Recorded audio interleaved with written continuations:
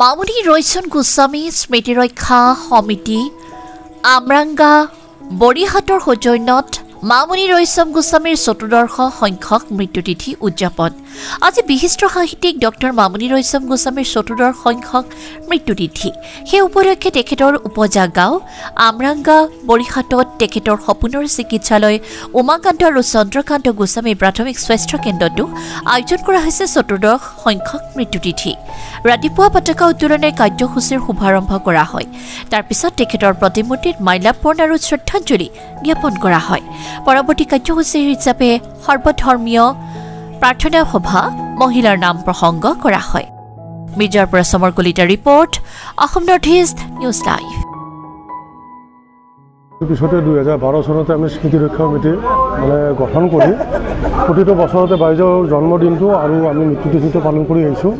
আৰু এইবাৰত আৰু ব্যতিক্ৰম নহয়, এইবাৰো আমি চতুৰ্থ বাৰ্ষিক মৃত্যুতিথিটো আমি কেইবাটাও কাৰ্যসূচী ৰাখি পেলাই আমি আয়োজন কৰিছোঁ, তিথিটো পালন কৰিছোঁ। কিন্তু দুখৰ কথা যে আমাৰ অসমৰ ৰত্ন হাৰ্টথ্ৰব জুবিন গাৰ্গৰ মৃত্যুৰ পিছত আমাৰ এই অনুষ্ঠানটো কিছু সংকুচিত কৰিছোঁ।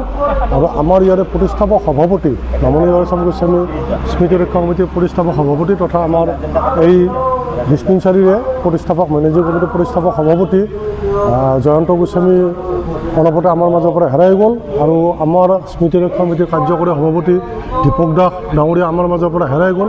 সেইবাবে আমি সন্ধিয়াৰ যিটো সাংস্কৃতিক কাৰ্যসূচী প্ৰতি বছৰে আমি পালন কৰোঁ, সেইটো আমি এইবাৰ নাকচ কৰিছোঁ।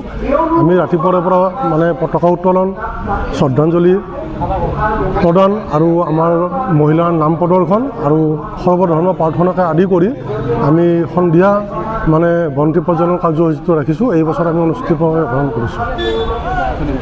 ৰয়ছম গোস্বামী স্মৃতি ৰক্ষা সমিতিৰ পৰিচালক সভাপতি তেখেতৰ আকস্মিক বিয়োগ। দ্বিতীয়তে আমাৰ অতি মৰমৰ আমাৰ মামনি ৰয়ছম গোস্বামী স্মৃতি ৰক্ষা সমিতিৰ প্ৰতিষ্ঠাপক সম্পাদক আৰু বৰ্তমান কাৰ্যকাৰী সভাপতি আমাৰ আটাইৰে মৰমৰ দীপক দাসো আমাৰ মাজৰ পৰা অকস্মাতে গুচি গ'ল, খুব আমাক সকাহ-বিভূত কৰি। সেয়েহে আমি এইবাৰৰ মামনি ৰয়ছম গোস্বামী বাইদেউৰ এই মৃত্যু দিৱসটিৰ বিভিন্ন কাৰ্যসূচীৰ পৰা আমি সন্ধিয়াৰ সাংস্কৃতিক কাৰ্যসূচী সম্পূৰ্ণভাৱে বাদ দি দিছোঁ। তথাপিও আমি ৰাতিপুৱা 10টা বজাৰ পৰা দিনজোৰা কাৰ্যসূচীৰে আমি সন্ধিয়া 5 বজালৈকে কৰিছোঁ। আমাৰ 10টা বজাতে পতাকা উত্তোলন হৈ গ'ল, তাৰপিছত শ্ৰদ্ধাঞ্জলিত মাল্যাৰ্পণ হৈ গ'ল তেখেতৰ পৰিয়ালবৰ্গ, লগতে আমাৰ আঞ্চলিক ৰাইজ। এতিয়া আমাৰ সৰ্বধৰ্ম প্ৰাৰ্থনা চলি আছে। তাৰপিছতে আমাৰ নাম প্ৰসংগ হ'ব, তাৰপিছত আমাৰ নিমন্ত্ৰিত নাম আমাৰ মহিলাৰ হ'ব। তাৰপিছতে আমি বন্তি প্ৰজ্বলন কৰিম বাইদেউৰ প্ৰতিমূৰ্তিত। লগতে আমি আজি আমাৰ প্ৰতিষ্ঠাপক সভাপতি জয়ন্ত কুমাৰ গোস্বামী আৰু আমাৰ প্ৰতিষ্ঠাপক সম্পাদক দীপক দাসৰো আমি এটা শ্ৰদ্ধাঞ্জলি অনুষ্ঠান ৰাখিছোঁ। সন্ধিয়া 5 বজাত তেওঁলোকৰ সেই শ্ৰদ্ধাঞ্জলি অনুষ্ঠানটো আমি পৰিচালনা কৰিম। আজি কাৰ্যসূচী বৰ্তমান এইখিনিয়ে। সৰ্বধৰ্ম প্ৰাৰ্থনাৰ পিছত আমাৰ এতিয়া নাম প্ৰসংগ হ'ব, তাৰপিছত মহিলাসকলৰ নাম হ'ব তাতে। এইখিনি বৰ্তমান আছে। বাকী বিশেষ ক'বলগীয়াতো বহুতেই আছে। তাৰমানে মামনি বাইদেৱে তেখেতে এখন উন্নতমানৰ চিকিৎসালয় স্থাপন কৰি দুখীয়া নিচলা মানুহখিনিক, আঞ্চলিক ৰাইজক সুচিকিৎসা দিয়াৰ কাৰণে তেখেতে এটা সপোন আছিল। সেই সপোনটো বাস্তৱত ৰূপায়িত কৰাৰ কাৰণে তেখেতৰ গোটেই জীৱনৰ সাহিত্যৰাশিৰ যিটো ধন বঁটা প্ৰাপ্তি, সেই গোটেইখিনি ধন আমাৰ ইয়াত আমৰাংগা বৰিহাট ৰাজ্যিক চিকিৎসালয়খন উন্নত কৰাৰ কাৰণে ইয়াতে নিয়োজিত কৰে। আৰু সেই সময়তে আমাৰ অসমৰ মাননীয় স্বাস্থ্যমন্ত্ৰী ডক্টৰ হিমন্ত বিশ্ব শৰ্মা আহিছিল। আহি তেখেতে ঘোষণা কৰি গৈছিল যে এইখন এখন উন্নত মানদণ্ডৰ 30 বেডৰ হস্পিটেল কৰিব, সকলো ধৰণৰ বিশেষকৈ প্ৰসূতিৰ সা সুবিধাখিনি আৰু চিজাৰিয়ান অপাৰেশ্যনৰ ব্যৱস্থা কৰিব। কিন্তু সেইবিলাক কৰি গ'ল। তাৰপিছত বাইদেউৰ পইচাৰে সমূহীয়া গোটেইখিনি টকাৰে তেখেতৰ আমাৰ ভৱনটি নিৰ্মাণ হ'ল ৰাজধানীত। তাৰপিছত 30 বেডৰ হস্পিটেলৰ কাৰণে যিখিনি প্ৰয়োজনীয় কোৱাৰ্টাৰ, সেই কোৱাৰ্টাৰবিলাকো নিৰ্মাণ হৈ গ'ল। কিন্তু তাৰপিছত বিভিন্ন বিষয়বিলাক আহে, জোখমাখ কৰে, কৰি পেলাই গুচি যায়। আজিলৈকে বিল্ডিং স্থাপন নহ'ল। তাৰপিছত ক্ৰমে চিজাৰিয়ানৰ কাৰণে যিখিনি সা সৰঞ্জাম আছিল প্ৰসূতিবিলাকৰ, সেইবিলাক বস্তু উঠাই লৈ গ'ল। আল্ট্ৰাছ'নগ্ৰাফী মেচিন আছিল, সেইটো উঠাই লৈ গ'ল। আমি অতি দুখিত। চৰকাৰক আমি আহ্বান জানিছোঁ প্ৰতি বছৰে যে এইখিনি মামনি বাইদেউৰ আত্মাই শান্তি পাব, তেতিয়াহে যেতিয়া এই হস্পিটেলখন পূৰ্ণ গতিত চলিব। সেইটো আমি আজি ইয়াৰ পৰা চৰকাৰক আহ্বান জনাইছোঁ।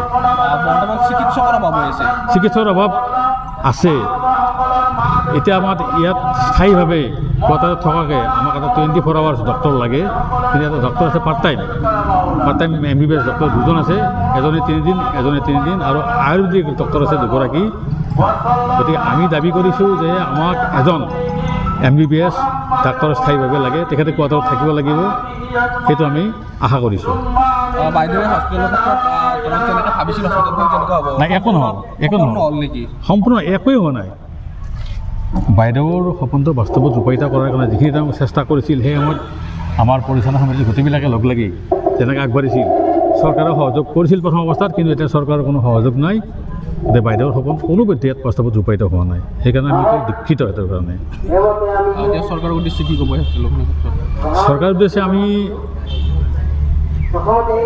আহ্বান ৰাখিম, আৰু আমি ইমিডিয়েটলি তাৰমানে আমি মামনি ৰয়ছম গোস্বামী স্মৃতি ৰক্ষা সমিতি আৰু উমাকান্ত চন্দ্ৰকান্ত গোস্বামী প্ৰাথমিক স্বাস্থ্য কেন্দ্ৰৰ পৰিচালনা সমিতি, দুয়োখন সমিতি লগ লাগি আমি অচিৰে এখন মিটিং পাতি আমি চৰকাৰক কেনেকৈ বস্তু অৱগত কৰিম সেইটো আমি সিদ্ধান্ত লৈ আমি পৰৱৰ্তী পদক্ষেপ গ্ৰহণ কৰিম।